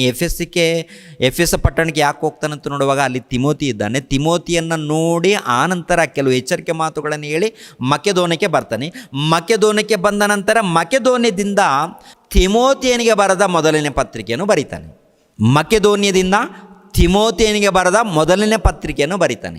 ಅದನ್ನೇ ಇಲ್ಲಿ ನೆನಪು ಮಾಡುವಂಥದ್ದು. ನಾನು ಮಕೆದೋನ್ಯಕ್ಕೆ ಹೋಗುತ್ತಿದ್ದಾಗ ನೀನು ಎಫೆಸದಲ್ಲಿ ಇದ್ದುಕೊಂಡು ಅಲ್ಲಿರುವ ಕೆಲವರಿಗೆ ನೀವು ಬೇರೆ ಉಪದೇಶವನ್ನು ಮಾಡಬಾರದೆಂತಲೂ ಕಲ್ಪನಾ ಕಥೆಗಳಿಗೂ ಕೊನೆಯಿಲ್ಲದ ವಂಶಾವಳಿಗೂ ಲಕ್ಷ್ಯ ಕೊಡಬಾರದೆಂತಲೂ ಆಜ್ಞಾಪಿಸಬೇಕೆಂಬುದಾಗಿ ನಿನಗೆ ಖಂಡಿತವಾಗಿ ಹೇಳಿದ ಪ್ರಕಾರ ಈಗಲೂ ಹೇಳುತ್ತೇನೆ. ಅಂದರೆ ಇವಾಗಲೂ, ಅಂದರೆ ಮಕೆದೋನ್ಯದಲ್ಲಿದ್ದುಕೊಂಡು ಪತ್ರಿಕೆಯನ್ನು ಬರೆಯುವಂಥದ್ದು. ಯಾವ ಪತ್ರಿಕೆ? ತಿಮೋತಿಯನಿಗೆ 1ನೇ ಪತ್ರಿಕೆ. ಯಾವಾಗ? ರೋಮಾಪುರದಿಂದ ಬಿಡುಗಡೆ ಆದ ನಂತರ ಬರೆದಿರುವಂಥ ಪತ್ರಿಕೆ. 2 ಪತ್ರಿಕೆ. ರೋಮಾಪುರದಿಂದ ಬಿಡುಗಡೆ ಆದ ನಂತರ 2 ಪತ್ರಿಕೆ. ಆನಂತರ ಅರೆಸ್ಟ್ ಆಗ್ತಾರೆ ನೋಡಿ, 66ರಲ್ಲಿ ಅರೆಸ್ಟ್ ಆಗ್ತಾರಲ್ಲ. ಅರೆಸ್ಟ್ ಆದಮೇಲೆ ಜೈಲಿಂದ 2ನೇ ತಿಮೋತಿಯನಿಗೆ ಬರೆದ ಪತ್ರಿಕೆಯನ್ನು ಬರೀತಾರೆ. ಪದೇ ಪದೇ ಯಾಕೆ ಹೇಳ್ತಾ ಇದ್ದೀನಿ ಅಂದರೆ ಒಂದೇ, ನೀವು ಗಮನಿಸ್ಬೇಕು. ಯಾಕೆಂದರೆ ಇದು ಬಹಳ ಕಷ್ಟ, ಅರ್ಥ ಮಾಡಿಕೊಳ್ಳೋದಕ್ಕೆ ಬಹಳ ಕಷ್ಟವಾಗಿರುವುದರಿಂದ ನಿಮಗೆ ಅರ್ಥ ಆಗುವಂಥ ರೀತಿಯಲ್ಲಿ ಹೇಳೋದಕ್ಕೆ ಪ್ರಯತ್ನ ಮಾಡ್ತಾ ಇದ್ದೀನಿ. ಅದಕ್ಕೆ 2 ಸಾರಿ 3 ಸಾರಿ 4 ಸಾರಿ ಹೇಳ್ತೀನಿ. ಏನಾದರೂ ನಷ್ಟ ಇದೆಯಾ? ನಷ್ಟ ಏನಾದರೂ ಇದೆಯಾ? ಕೆಲವರು ಹೇಳ್ತಾರೆ, ಬ್ರದರ್ 2 ಸಾರಿ ಯಾಕೆ ಹೇಳ್ತೀನಿ? ನಿಮಗೋಸ್ಕರ ಹೇಳ್ತಾ ಇಲ್ಲ. ಕೆಲವರು ತಿಳಿಯದವರು ಇದ್ದಾರೆ ಪಾಪ. ಒಂದು ಸಾರಿ ಹೇಳಿದ ತಕ್ಷಣ ಅರ್ಥ ಮಾಡಿಕೊಳ್ಳೋರು ಇದ್ದಾರೆ, ಅವ್ರಿಗೋಸ್ಕರ ನಾನು ಹೇಳ್ತಾ ಇಲ್ಲ. ನನ್ನ ಆಲೋಚನೆ ತಿಳಿಯೋದವರು ಬಹಳ ಮಂದಿ ಇದ್ದಾರೆ, ಅರ್ಥ ಮಾಡಿಕೊಳ್ಳೋದವರು ಬಹಳ ಮಂದಿ ಇದ್ದಾರೆ. ಅವರಿಗೆ ಅರ್ಥ ಆಗುವಂಥ ರೀತಿಯಲ್ಲಿ ಹೇಳೋದಕ್ಕೇ ಪದೇ ಪದೇ ಹೇಳ್ತಾ ಇರ್ತೀನಿ. ಅವ್ರಿಗೆ ಮುಖ್ಯವಾಗಿ ಏನಪ್ಪ ಅಂದರೆ, ಎಲ್ಲರೂ ಅಂದರೆ ವಿದ್ಯಾವಂತರಿದ್ದಾರೆ, ವಿದ್ಯಾಹೀನರು ಇದ್ದಾರೆ. ಮೊದಲನೇದಾಗಿ ವಿದ್ಯಾಹೀನರು ಅಂತ ಹೇಳಿಕೊಳ್ಳೋರು ಇರ್ತಾರೆ, ಇವರಿಗೆ ಅರ್ಥ ಆಗಬೇಕು. ಅವರು ದೇವರ ಮಕ್ಕಳು, ಅವರೆಲ್ಲರೂ ದೇವರ ಬಳಿಗೆ ಬರಬೇಕು, ಅರ್ಥ ಮಾಡಿಕೊಂಡು ದೇವರ ಬಳಿಗೆ ಬರಬೇಕು, ದೇವ್ರಿಗೋಸ್ಕರ ನಿಂತ್ಕೊಳ್ಬೇಕು. ವಿದ್ಯಾವಂತರು ಮಾತ್ರವಲ್ಲ, ವಿದ್ಯಾಹೀನರು ಕೂಡ ಬಂದು ದೇವರ ವಾಕ್ಯವನ್ನು ತಿಳ್ಕೊಂಡು ಭಕ್ತಿಯಿಂದ ನಡಿಬೇಕು. ಅದಕ್ಕೆ ಪದೇ ಪದೇ ಹೇಳ್ತಾ ಇರ್ತೀನಿ. ಆದ್ದರಿಂದ ಪ್ರಿಯರಾದ ದೇವರ ಮಕ್ಕಳಿರ ಯೋಚನೆ ಮಾಡಿ. ಅದಕ್ಕೆ ರೋಮಾಪುರದಿಂದ ಬಿಡುಗಡೆ ಆದ ನಂತರ ಸ್ಪೇನ್ ಎನ್ನುವಂಥ ದೇಶಕ್ಕೆ ಹೋಗಿ ಅಲ್ಲಿಂದ ಕೊರಿಂತ ಎನ್ನುವಂಥ ಪಟ್ಟಣಕ್ಕೆ ಬರ್ತಾರೆ. ಕೊರಿಂತ ಎನ್ನುವಂಥ ಪಟ್ಟಣದಿಂದ ಎಫೆಸ ಎನ್ನುವಂಥ ಪಟ್ಟಣಕ್ಕೆ ಹೋಗ್ತಾರೆ. ಎಫೆಸ ಎನ್ನುವಂಥ ಪಟ್ಟಣದಿಂದ ಮೆಕೆದೋನ್ಯಕ್ಕೆ ಹೋಗ್ತಾರೆ. ಮೆಕೆದೋನ್ಯದಿಂದ ತಿಮೋತಿಯನಿಗೆ ಬರೆದ ಮೊದಲನೇ ಪತ್ರಿಕೆಯನ್ನು ಬರೆಯುವಂಥದ್ದು, ಅಲ್ಲಿಂದ ತ್ರೋವಕ್ಕೆ ಹೋಗುವಂಥದ್ದು. ಒಂದು ಸಾರಿ ನೋಡೋಣ. ಇದಕ್ಕೆ ಕೆಳಗಡೆ ಮಾತುಗಳನ್ನು ಪ್ರಿಯರಾದ ದೇವರ ಮಕ್ಕಳಿರ ಕೆಲವು ವಿಷಯಗಳನ್ನು ಹೇಳ್ಕೊಂಡು ಬಂದಿದ್ದಾರೆ. ವಿವಾದಕ್ಕೆ ಆಸ್ಪದವಾಗಿದೆ ಹೊರತು ದೇವರು ನಿರ್ವಹಿಸುವ ಕೆಲಸಕ್ಕೆ ಅನುಕೂಲವಾಗಿಲ್ಲ. ಅಂದರೆ ಕೆಲವು ವಿವಾದಗಳಿರುತ್ತಲ್ಲ, ಯಾವ ವಿವಾದಗಳಂತ ನೋಡುವಾಗ ಕಲ್ಪನೆ ಕಥೆಗಳಿಗೂ ಕೊನೆ ಮೊದಲಿಲ್ಲದ ವಂಶಾವಳಿಗೂ ಲಕ್ಷ್ಯ ಕೊಡಬಾರದೆಂತಲೂ ಆಜ್ಞಾಪಿಸಬೇಕೆಂಬುದಾಗಿ ನಿನಗೆ ಖಂಡಿತವಾಗಿ ಹೇಳಿದ ಪ್ರಕಾರ ಈಗಲೂ ಹೇಳುತ್ತೇನೆ. ಅಂಥ ಕಥೆಗಳಿಗೂ ವಂಶಾವಳಿಗಳಿಗೂ ವಿವಾದಕ್ಕೆ ಆಸ್ಪದವಾಗಬಾರದು. ಏನ್ರಿ ಕಥೆಗಳು ಅಂದರೆ ಸಭೆಯಲ್ಲಿ ಕಥೆಗಳು ಹೇಳಿದ್ರೆ ಅವ್ರನ್ನೇನು ಮಾಡಬೇಕು? ಅಪ್ಪ ವಾಕ್ಯಗಳನ್ನು ಹೇಳ್ರಿಪ್ಪ ಅಂತ ಹೇಳ್ಬೇಕು ನೀವು. ಅಪ್ಪ ಕಥೆಗಳು ಬೇಡಪ್ಪ, ಯಾಕೆ ಬೇಕು ನಮಗೆ ಕಥೆಗಳು? ಕಥೆಗಳೇ ಆಗಬೇಕು, ವಾಕ್ಯಗಳನ್ನು ಹೇಳಿ. ನೀವು ಕೇಳಿಲ್ಲ ಅಂದರೆ ಅವರು ಹಾಗೆ ಹೇಳ್ತಾ ಇರ್ತಾರೆ ಕಥೆಗಳು. ನೀವು ಕಥೆಗಳು ಕೇಳಿದ್ರೆ ಅವ್ರನ್ನ ನರಕಕ್ಕೆ ಹೋಗ್ತಾರೆ, ನೀವೂ ನರಕಕ್ಕೆ ಹೋಗ್ತೀರಾ. ಒಂದು ವೇಳೆ ಕಥೆಗಳು ಹೇಳಿದ್ರೆ ವಾಕ್ಯದ ಪ್ರಕಾರ ಇರಬೇಕು. ಏನಾದರೂ ಹೇಳಿದ್ರೆ ವಾಕ್ಯವು ಟಚ್ ಆಗಿರಬೇಕು. ವಾಕ್ಯಗಳು ಟಚ್. ಇವಾಗ ಹೆಚ್ಚಾಗಿ ಏನಿದೆ ಅಂತ ನೋಡುವಾಗ ಬರೀ ಕಥೆಗಳೇ. ಒಂದು ಕಡೆ ಹೋದರೆ 3 ಕೋಣಗಳು ಅಂತ ಹೇಳ್ತೇನೆ ನಾವು. 3 ಕೋಣಗಳಂತೆ, ಆ ಕೋಣಗಳಿಗೆ ಮತ್ತೊಬ್ಬನ ಅರಸನಿದ್ದಾನಂತೆ, ಒಂದೊಂದು ಕೋಣ ಬಿಡ್ತಾನಂತೆ. ಅದು ಯಾಕೆ ಹೇಳ್ತಾನೋ ಅವನಿಗೇ ಗೊತ್ತಿಲ್ಲ. ಒಂದು ದೊಡ್ಡ ಬೋಧಕನು ಅಂತ ಕರೆಯಲ್ಪಡ್ತಾ ಇದ್ದಾನೆ. ಅದಕ್ಕೆ ವಿವರಿಸಿ ಹೇಳಬೇಕಾಗತ್ತೆ, ಅರ್ಥ ಆಗುವಂಥ ರೀತಿಯಲ್ಲಿ ಹೇಳಬೇಕಾಗತ್ತೆ. ಇನ್ನೊಬ್ಬನು ಇನ್ನೊಂದು ರೀತಿಯಲ್ಲಿ ಹೇಳ್ತಾನೆ ಕತೆ, ಮತ್ತೊಬ್ಬನು ಮತ್ತೊಂದು ರೀತಿಯಲ್ಲಿ ಹೇಳ್ತಾನೆ ಕತೆ. ಆ ಕಥೆಗಳನ್ನು ಹೇಳುವಾಗ ದೇವರ ವಾಕ್ಯದ ಪ್ರಕಾರ ಇರಬೇಕು. ಒಂದು ವೇಳೆ ಹೇಳಿದ್ರೂ ಅದರ ಹಿಂದೆ ವಾಕ್ಯಕ್ಕೆ ಅನುಗುಣವಾದಂಥ ಲಿಂಕ್ ಇರಬೇಕು. ನಮ್ಮ ಆತ್ಮಕ್ಕೆ ಬಲ ಇರಬೇಕು. ನಾವು ಬಲ ಹೊಂದಬೇಕು. ನಾವು ದೇವರಿಗೆ ಹತ್ತಿರವಾಗಬೇಕು, ದೇವರಿಗೆ ದೂರವಾಗಬಾರ್ದು. ನಾವು ಮಾತನಾಡುವಂಥ ಮಾತಿನಲ್ಲಿ ದೇವರಿಗೆ ಹತ್ತಿರವಾಗಬೇಕು, ದೇವರ ಸಭೆಗೆ ಹತ್ತಿರವಾಗಬೇಕು, ದೇವರ ಸೇವೆಯಲ್ಲಿ ಇರಬೇಕು, ದೇವ್ರಿಗೋಸ್ಕರ ಮುಂದೆ ಹೆಚ್ಚಾಗಬೇಕು. ಆ ರೀತಿ ನಮಗಿರಬೇಕು. ಅದಕ್ಕೆ ಪೌಲನು ತಿಮೋತಿನಿಗೆ ಎಚ್ಚರಿಸುವಂಥ ಮಾತು, ಜಾಗ್ರತೆ. ದೇವರು ನಿರ್ವಹಿಸುವ ಕೆಲಸಕ್ಕೆ ಅನುಕೂಲವಾಗಿಲ್ಲ. ಇದರಲ್ಲಿ ನಂಬಿಕೆ ಮುಖ್ಯವಾದದ್ದು. ಶುದ್ಧ ಹೃದಯ, ಒಳ್ಳೆಯ ಮನಸ್ಸಾಕ್ಷಿ, ನಿಷ್ಕಪಟವಾದ ನಂಬಿಕೆ ಎಂಬುವುಗಳಿಂದ ಹುಟ್ಟಿದ ಪ್ರೀತಿಯೇ ದೇವಾಕ್ಯ ಉಪದೇಶದ ಗುರಿಯಾಗಿದೆ. ಮುಖ್ಯ ಗುರಿಯಾಗಿರುವಂಥದ್ದು ಏನು ಗೊತ್ತಾ ತಿಮೋತಿ? ಏನು ಗೊತ್ತಾ? ಪ್ರೀತಿ. ಅಂದರೆ ಆದಿಕಾಂಡದಿಂದ ಪ್ರಕಟಣೆ ಗ್ರಂಥದವರೆಗೆ ದೇವರ ವಾಕ್ಯಗಳಿದೆಯಲ್ಲ, ಈ ವಾಕ್ಯದಲ್ಲಿ ಏನು ತುಂಬಿಕೊಂಡಿದೆ ಅಂತ ನೋಡುವಾಗ ದೇವರ ಪ್ರೀತಿ ಇದೆ, ಮುಖ್ಯ ಉದ್ದೇಶ ಅಂಥೇಳಿ ಇವೆಲ್ಲ ಹೇಳ್ಕೊಂಡು ಬರುವಂಥದ್ದು. ಆನಂತರ ನೋಡಿ, ತೀತನಿಗೆ ಬರೆದ ಪತ್ರಿಕೆಯನ್ನು ನೋಡೋಣ. ತೀತನಿಗೆ ಬರೆದ ಪತ್ರಿಕೆ 1ನೇ ಅಧ್ಯಾಯ. ತೀತನಿಗೆ ಬರೆದ ಪತ್ರಿಕೆ 1ನೇ ಅಧ್ಯಾಯ 5ನೇ ವಚನ. ತೀತನಿಗೆ ಬರೆದ ಪತ್ರಿಕೆ 1ನೇ ಅಧ್ಯಾಯ 5ನೇ ವಚನ. ನೀನು ಕ್ರೇತ ದ್ವೀಪದಲ್ಲಿ ಇನ್ನೂ ಕ್ರಮಕ್ಕೆ ಬಾರದಿರುವ ಕಾರ್ಯಗಳನ್ನು ಕ್ರಮಪಡಿಸಿ ಪಟ್ಟಣಗಳನ್ನು ಸಭೆಯ ಹಿರಿಯರನ್ನು ನೇಮಿಸಬೇಕೆಂದು ನಾನು ನಿನಗೆ ಅಪ್ಪಣೆ ಕೊಟ್ಟು ನಿನ್ನನ್ನು ಅಲ್ಲೇ ಬಿಟ್ಟು ಬಂದೇನಲ್ಲ. ಅಂದರೆ ಕ್ರೇತ ದ್ವೀಪಕ್ಕೆ ಹೋಗಿದ್ದಾನೆ ಎಂದು ಗೊತ್ತಾಗುತ್ತೆ. ಕ್ರೇತ ದ್ವೀಪಕ್ಕೆ ಹೋದ ನಂತರ ಅಲ್ಲಿ ತೀತನನ್ನು ಬಿಟ್ಟಿದ್ದಾನಂತೆ. ಮುಂಚಿತವಾಗಿ ತೀತನನ್ನು ಬಿಟ್ಟು ಬಂದಿದ್ದಾನಲ್ವ. ತೀತನ ವಿಷಯದಲ್ಲಿ ಪ್ರಿಯರಾದ ದೇವರ ಮಕ್ಕಳಿರ ಏನ್ರಿ, ಈ ಪತ್ರಿಕೆಯನ್ನು ಬರೆಯುವಂಥದ್ದು. ನೀನು ಏನು ಮಾಡ್ತೀಯ ಗೊತ್ತಾ? ಸಭೆಯವರೆಲ್ಲರನ್ನು ನೀನು ಬಲಪಡಿಸಬೇಕು, ಆನಂತರ ಸಭೆಯಲ್ಲಿ ಹಿರಿಯರನ್ನು ನೇಮಿಸಬೇಕು. ನಿನ್ನನ್ನು ಬಿಟ್ಟು ಬಂದಿದ್ದೀನಲ್ಲ, ನಿನ್ನನ್ನು ಬಿಟ್ಟು ಬಂದಿದ್ದೀನಿ. ಎಲ್ಲಿ? ಕ್ರೇತ ದ್ವೀಪದಲ್ಲಿ ಬಿಟ್ಟು ಬಂದಿದ್ದೀನಿ. ಕ್ರೇತ ದ್ವೀಪದಿಂದ ಬಿಟ್ಟು ಬಂದಿರುವಂಥ ನಿನ್ನನ್ನು ಎಚ್ಚರಿಸ್ತಾ ಇದ್ದೀನಿ, ಗಮನಿಸು ಅಂತೇಳಿ ಆನಂತರ ಇನ್ನೊಂದು ಪತ್ರಿಕೆಯನ್ನು ಬರೆಯುವಂಥದ್ದು. ಅದೇ ತೀತನಿಗೆ ಬರೆಯುವಂಥ ಪತ್ರಿಕೆ, ತೀತನಿಗೆ ಬರೆದ ಪತ್ರಿಕೆ. ಆನಂತರ ಏನಾಗುತ್ತೆ ನೋಡುವಾಗ ಏನ್ರಿ, ತಿಮೋತಿಯನಿಗೆ ಬರೆದ ಎರಡನೇ ಪತ್ರಿಕೆ, ತಿಮೋತಿಯನಿಗೆ ಬರೆದ ಎರಡನೇ ಪತ್ರಿಕೆ 4ನೇ ಅಧ್ಯಾಯ, ತಿಮೋತಿಯನಿಗೆ ಬರೆದ ಎರಡನೇ ಪತ್ರಿಕೆ 4ನೇ ಅಧ್ಯಾಯ 12ನೇ ವಚನ 13ನೇ ವಚನವನ್ನು ನೋಡೋಣ. 12ನೇ ವಚನ 13ನೇ ವಚನ. ತುಕೀಕನನ್ನು ಎಫೆಸಕ್ಕೆ ಕಳಿಸಿದೆನು. ತ್ರೋವದಲ್ಲಿ ನಾನು ಕರ್ಪನ ಬಳಿಯಲ್ಲಿ ಬಿಟ್ಟು ಬಂದ ಮೇಲಂಗಿಯನ್ನು, ಪುಸ್ತಕಗಳನ್ನು, ಮುಖ್ಯವಾಗಿ ಚರ್ಮದ ಕಾಗದಗಳನ್ನು ನೀನು ಬರುವಾಗ ತೆಗೆದುಕೊಂಡು ಬಾ.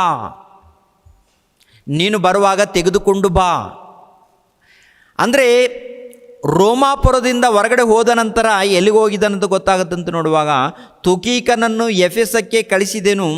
ತ್ರೋವದಲ್ಲಿ ನಾನು ಕರ್ಫನ ಬಳಿಯಲ್ಲಿ ಬಿಟ್ಟು ಬಂದ ಮೇಲಂಗಿಯನ್ನು ತಗೊಂಡು ಬಾ, ಪುಸ್ತಕಗಳನ್ನು ತಗೊಂಡು ಬಾ, ಅದೇ ಪ್ರಕಾರ ಚರ್ಮದ ಕಾಗದಗಳನ್ನು ಕೂಡ ತಗೊಂಡು ಬಾ ತಿಮೋತಿ ಅಂತ ಹೇಳಿ ಜೈಲಲ್ಲಿದ್ದು ತಿಮೋತಿಗೆ ಬರೆಯುವಂಥದ್ದು. ಅಂದರೆ ಈ ತಿಮೋತಿಗೆ ಬರೆಯುವಾಗ ಒಂದು ವಿಷಯವನ್ನು ನೆನಪು ಮಾಡ್ತಾ ಇದ್ದಾನೆ. ಎಲ್ಲಿ? ತ್ರೋವಕ್ಕೆ ಹೋಗು, ತಿಮೋತಿ ತ್ರೋವಕ್ಕೆ ಹೋಗು. ತ್ರೋವಕ್ಕೆ ಹೋದ ನಂತರ ಅಲ್ಲಿ ಕರ್ಪನು ಎಂಬುವಂಥ ಒಬ್ಬ ಸಹೋದರ ಇದ್ದಾನೆ. ಅವನ ಬಳಿಯಲ್ಲಿ ನಿಲುವಂಗಿ ಇದೆ, ನಾನು ಬಿಟ್ಟು ಬಂದಿದ್ದೀನಿ. ಅಂದರೆ ತ್ರೋವಕ್ಕೆ ಹೋದಾಗ ಬಿಟ್ಟು ಬಂದಿದ್ದೀನಿ. ಬಿಟ್ಟು ಬಂದಿರುವಂಥ ನಿಲುವಂಗಿಯನ್ನು, ಪುಸ್ತಕಗಳನ್ನು, ಆನಂತರ ಚರ್ಮದ ಕಾಗದಗಳನ್ನು ತಗೊಂಡು ಬಾ ಅಂತ ಹೇಳುವಂಥದ್ದು. ಅಂದರೆ ತ್ರೋವಕ್ಕೆ ಕೂಡ ಹೋಗಿದ್ದಾನ ಪೌಲನಂತೂ ನೋಡುವಾಗ, ತ್ರೋವಕ್ಕೆ ಕೂಡ ಹೋಗಿದ್ದಾನೆ. ತ್ರೋವಕ್ಕೆ ಹೋದ ನಂತರ ಮತ್ತೆ ಎಲ್ಲಿಗೆ ಹೋಗ್ತಾನಂತ ನೋಡುವಾಗ ತೀತನಿಗೆ ಬರೆದ ಪತ್ರಿಕೆ 3ನೇ ಅಧ್ಯಾಯ 12ನೇ ವಚನ. ತೀತನಿಗೆ ಬರೆದ ಪತ್ರಿಕೆ 3ನೇ ಅಧ್ಯಾಯ 12ನೇ ವಚನ. ನಾನು ನಿಕೋಪೋಲಿಯಲ್ಲಿ ಚಳಿಗಾಲವನ್ನು ಕಳೆಯಬೇಕೆಂದು ನಿಶ್ಚಯಿಸಿಕೊಂಡಿದ್ದರಿಂದ ಅರ್ತ್ಯಮನ್ನಾಗಲಿ ತುಕೀಕನನ್ನಾಗಲಿ ನಿನ್ನ ಬಳಿಗೆ ಕಳಿಸಿದ ಕೂಡಲೇ ಅಲ್ಲಿಗೆ ನನ್ನ ಹತ್ತಿರ ಬರುವುದಕ್ಕೆ ಪ್ರಯತ್ನ ಮಾಡು. ನ್ಯಾಯಶಾಸ್ತ್ರಿ ಜೇನನನ್ನು ಅಫೋಲೋಸನನ್ನು ಜಾಗ್ರತೆಯಾಗಿ ಕಳಿಸು. ಅವರಿಗೇನು ಕೊರತೆಯಾಗಬಾರದು. ನಮ್ಮ ಜನರು ಸತ್ಕ್ರಿಯಾಹೀನರಾಗದಂತೆ ಅವರು ಸಹೋದರರಿಗೆ ಬೇಕಾದ್ದನ್ನು ಕೊಡುವವರಾಗಿ ಪರೋಪಕಾರವನ್ನು ಕಲಿತುಕೊಳ್ಳಲಿ. ನನ್ನೊಂದಿಗಿರುವವರೆಲ್ಲರೂ ನಿನಗೆ ವಂದನೆ ಹೇಳುತ್ತಾರೆ. ಅಂದರೆ ತೀತನಿಗೆ ಬರೆದ ಪತ್ರಿಕೆ ಎಲ್ಲಿಂದ ಬರಿತಾ ಇದ್ದಾನಂತ ನೋಡುವಾಗ ನಿಕೋಪೋಲಿಯಿಂದ ಬರೆಯುವಂಥದ್ದು. ತೀತನಿಗೆ ಬರೆದ ಪತ್ರಿಕೆ ಇದೆ ಅಲ್ವಾ, ತೀತನಿಗೆ ಬರೆದ ಪತ್ರಿಕೆ ನಿಕೋಪೋಲಿಯಿಂದ ಬರೆದಿರುವಂಥ ಪತ್ರಿಕೆ. ತೀತನಿಗೆ ಬೇಗ ನನ್ನ ಜೊತೆಗೆ ಬಾ ಅಂತ ಹೇಳ್ತಾನೆ. ಏನ್ರಿ ಇಲ್ಲಿಂದ ಏನಾಗುತ್ತೆ ಅಂತ ನೋಡುವಾಗ ಕೆಲವು ದಿನಗಳಾದಮೇಲೆ ಪೌಲನು ಅರೆಸ್ಟ್ ಆಗುವಂಥದ್ದು. ಅಂದರೆ ಯೆರೂಸಲೇಮ್ ಪಟ್ಟಣದಲ್ಲಿ ಮೊದಲನೇ ಸಾರಿ ಅರೆಸ್ಟ್ ಆಗಿದ್ದಾನಲ್ವ, ಅದಲ್ಲ, ಇವಾಗ 2ನೇ ಸಾರಿ ಅರೆಸ್ಟ್. ಅಂದರೆ ಕ್ರಿಸ್ತ ಶಕ 61ರಲ್ಲಿ ರೋಮಾಪುರಕ್ಕೆ ಹೋಗಿ ಸೆರೆಯಲ್ಲಿರ್ತಾನೆ ನೋಡಿ. ಸೆರೆಯಲ್ಲಿ ಅಂತಂದರೆ ಮನೆಯಲ್ಲಿ ಇದ್ದಾನೆ. ಇವಾಗ 2ನೇ ಸಾರಿ ಕ್ರಿಸ್ತ ಶಕ 66ರಲ್ಲಿ ಅರೆಸ್ಟ್ ಆಗ್ತಾನೆ. ಮೊದಲನೇ ಸಾರಿ 61ರಲ್ಲಿ ರೋಮಪುರಕ್ಕೆ ಹೋಗಿ 2 ವರ್ಷ ಕಾಲ ಇರ್ತಾನೆ. 61ರಲ್ಲಿ ಹೋದ ನಂತರ 63ವರೆಗೆ ಅಲ್ಲೇ ಇರ್ತಾನೆ. 63ರಲ್ಲಿ ಬಿಡುಗಡೆ ಆಗ್ತಾನೆ. 63ರಲ್ಲಿ ಬಿಡುಗಡೆ ಆದ ನಂತರ ಸುಮಾರು 3 ವರ್ಷಗಳ ಕಾಲ, ಅಂದರೆ 63ಕ್ಕೆ ಹೊರಗಡೆ ಬರ್ತಾನೆ. 63ಕ್ಕೆ ಹೊರಗಡೆ ಬಂದ ನಂತರ ಅಲ್ಲೆಲ್ಲಿ ಯಾರ್ಯಾರನ್ನ ಮೀಟ್ ಆಗಬೇಕೋ ಎಲ್ಲ ಕಡೆ ಹೋಗ್ತಾನೆ. ಏನ್ರಿ ತಿಮೋತಿಯನ್ನು, ಇನ್ನು ಕೆಲವು ಎಫೆಸ ಪಟ್ಟಣ, ಕೊರಿಂಥ ಪಟ್ಟಣ, ಮೆಕೆದೋನಿಯಾ, ಇವು ಅನೇಕ ಪ್ರಾಂತಗಳಿಗೆ ಹೋಗ್ತಾನೆ ಪ್ರಿಯರು. ಹೋದ ನಂತರ ಅಲ್ಲೆಲ್ಲೆಲ್ಲಿ ಮೀಟಾಗಿ ಬಲಪಡಿಸಿ ಅವರನ್ನು ಪ್ರೋತ್ಸಾಹ ಕೊಟ್ಟು ದೇವರ ಜ್ಞಾನದಲ್ಲಿ ಬೆಳೆಸಿ ಅಂದರೆ ಕೊನೆಯದಾಗಿ 66ರಲ್ಲಿ ಅರೆಸ್ಟ್ ಆಗ್ತಾನೆ. ಯಾರ ಮೂಲಕ ಅರೆಸ್ಟ್ ಆಗುವಂಥದ್ದು ಅಂತ ನೋಡುವಾಗ ಅದೇ ನೀರೋ ಚಕ್ರವರ್ತಿಯಾಗಿರುವಂಥ ರೋಮನರ ಸಾಮ್ರಾಜ್ಯವನ್ನು ಆಳುವಂಥ ನೀರೋ ಚಕ್ರವರ್ತಿಯ ಮೂಲಕ ಆಜ್ಞೆ ಬರುತ್ತೆ. ಯಾಕೆ ಆಜ್ಞೆ ಬರುತ್ತೆ? ಮೊದಲನೇದಾಗಿ ಬಿಟ್ಟಿದ್ದಾನಲ್ವಾ, ರೋಮಾಪುರದಲ್ಲಿ ಇದ್ದಾಗ ವಿಚಾರಣೆ ಮಾಡಿ ಯಾವ ತಪ್ಪಿಲ್ಲ ಅಂತೇಳಿ ಬಿಟ್ಟಿದ್ದಾರಲ್ವ. ಬಿಟ್ಟಿದ್ದಾರೆ ಅಂತ ಗೊತ್ತಾದ ಮೇಲೆ ಬಿಟ್ಟಿದ್ದಾರಲ್ವ, ಬಿಟ್ಟ ನಂತರ ಪೌಲನನ್ನು ಮತ್ತೆ ಯಾಕೆ ಅರೆಸ್ಟ್ ಮಾಡ್ತಾರೆ? ಅರೆಸ್ಟ್ ಮಾಡೋದಕ್ಕೆ ಕಾರಣ ಏನು ಅಂತ ನೋಡುವಾಗ ಪ್ರಿಯರಾದ ದೇವ್ರ ಮಕ್ಕಳಿಗೆ ಏನ್ರಿ, ಅಪೊಸ್ತಲನಾಗಿರುವಂಥ ಪೌಲನು ರೋಮಾಪುರವನ್ನು ಬಿಟ್ಟ ನಂತರ, ರೋಮಾಪುರವನ್ನು ಬಿಟ್ಟು ಹೊರಗಡೆ ಬಂದ ನಂತರ ಅಲ್ಲಿ ಏನು ನಡೆಯುತ್ತೆ ಅಂತ ನೋಡುವಾಗ ಏನ್ರಿ, ಭಯಂಕರವಾದಂಥ ಘಟನೆಗಳು ರೋಮಾಪುರದಲ್ಲಿ ನಡೆಯುವಂಥದ್ದು. ಭಯಂಕರವಾದಂಥ ಘಟನೆಗಳು. ಮೊದಲನೇದಾಗಿ ಅಪೊಸ್ತಲನಾಗಿರುವಂಥ ಪೌಲನು ಸಾರಿರುವಂಥ ಸುವಾರ್ತೆಯನ್ನು ಕೇಳಿ ಅನೇಕರು ವಾಕ್ಯಗಳನ್ನು ತಿಳ್ಕೊಂಡಿದ್ದಾರೆ. ಅನೇಕರು ವಾಕ್ಯಗಳನ್ನು ತಿಳ್ಕೊಂಡ ನಂತರ ಪೌಲನು ಯಾವ ರೀತಿ ವಾಕ್ಯಗಳನ್ನು ಹೇಳಿದ್ದಾರೋ ಅದೇ ಪ್ರಕಾರ ಅನೇಕರು ಸಿದ್ಧರಾಗಿದ್ದಾರೆ. ಅನೇಕರು ಸಿದ್ಧರಾದ ನಂತರ ಅನೇಕರು ಸುವಾರ್ತೆ ಮಾಡುವಂಥದ್ದು ರೋಮಾಪುರದಲ್ಲಿ. ರೋಮ ಪಟ್ಟಣದಲ್ಲಿ ಏನ್ರಿ, ಹಳ್ಳಿ ಪಳ್ಳಿಗಳು ಎಲ್ಲೆಲ್ಲಿದೆಯೋ ಅಲ್ಲಿ ಕೂಡ ಸುವಾರ್ತಿಕರಾಗಿದ್ದಾರೆ. ಅಲ್ಲಿ ಕೂಡ ಸುವಾರ್ತೆ ಅಭಿವೃದ್ಧಿ ಆಗ್ತಾ ಇದೆ. ಒಂದು ರೀತಿಯಲ್ಲಿ ಅನೇಕರು ನಂಬುತ್ತಾ ಇದ್ದಾರೆ. ಇದು ಒಂದು ರೀತಿಯಲ್ಲಿ. ಎರಡನೇದಾಗಿ ಈ ನೀರೋ ಚಕ್ರವರ್ತಿಯಾಗಿರುವಂಥ ಈತನು ಬಹಳ ಕ್ರೂರನು, ಮುರುಗನು.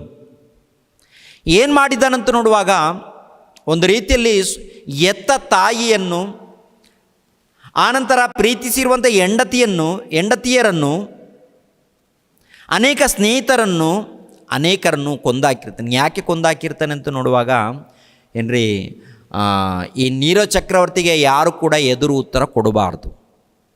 ಎದುರು ಉತ್ತರ ಅಂದರೆ ಏನಾದರೂ ಅಲ್ಲಿ ಸಮಸ್ಯೆಗಳು ಬಂದಿದೆ ಅಂತ ತಿಳ್ಕೊಳ್ಳಿ, ಈಗಲ್ಲ ಅಯ್ಯ ಈ ಥರ ಮಾಡಿದರೆ ಚೆನ್ನಾಗಿತ್ತಲ್ಲ, ಈ ಥರ ಮಾಡಿದರೆ ಚೆನ್ನಾಗಿ, ಸಲಹೆ ಕೊಡಬಾರ್ದು, ಎದುರುತ್ತರ ಕೊಡಬಾರ್ದು. ಆ ನೀರೋ ಚಕ್ರವರ್ತಿ ಏನು ಹೇಳ್ತಾರೆ ಅದನ್ನು ಪಾಲಿಸ್ಬೇಕು, ಅದನ್ನು ಕೇಳಬೇಕು ಅಷ್ಟೇ. ಯಾವನಾದರೂ ಎದುರುತ್ತರ ಕೊಟ್ಟರೆ ಅವರನ್ನು ಕನಿಕರ ಇಲ್ಲದೆ ಕೊಂದಾಕುವಂಥ ಕ್ರೂರ. ನಿಮ್ಗೆ ಅರ್ಥ ಆಗಬೇಕು, ಎತ್ತ ತಾಯಿಯನ್ನೇ ಕೊಂದಾಕಿದ್ದಾನಂದರೆ ಅವನು ಎಷ್ಟು ಕ್ರೂರನೋ ಒಂದು ಸಾರಿ ಯೋಚನೆ ಮಾಡಿ. ಅಂದರೆ ಇದು ಇತಿಹಾಸದಲ್ಲಿರುತ್ತೆ, ಬೈಬಲ್ ಗ್ರಂಥದಲ್ಲಿ ಇವರ ಹೆಚ್ಚಾಗಿ ವಿವರಣೆ ಇರಲ್ಲ.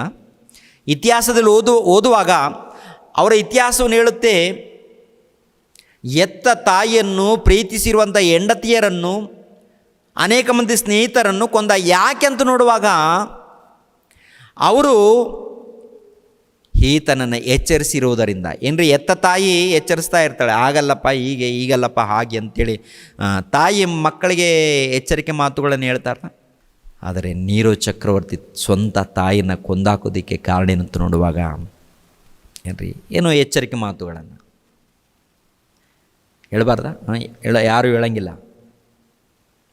ಅಷ್ಟೊಂದು ಕಠಿಣವಾದಂಥ ಮನುಷ್ಯ, ಕ್ರೂರನಾದಂಥ ಮನುಷ್ಯ, ಮೃಗ. ಅವನಿಗೆ ಒಂದು ಆಲೋಚನೆ ಬರುತ್ತೆ. ಅಂದರೆ ಅಪೊಸ್ತಲನಾಗಿರುವಂಥ ಪೌಲನು ಬಿಡುಗಡೆ ಆದ ನಂತರ 63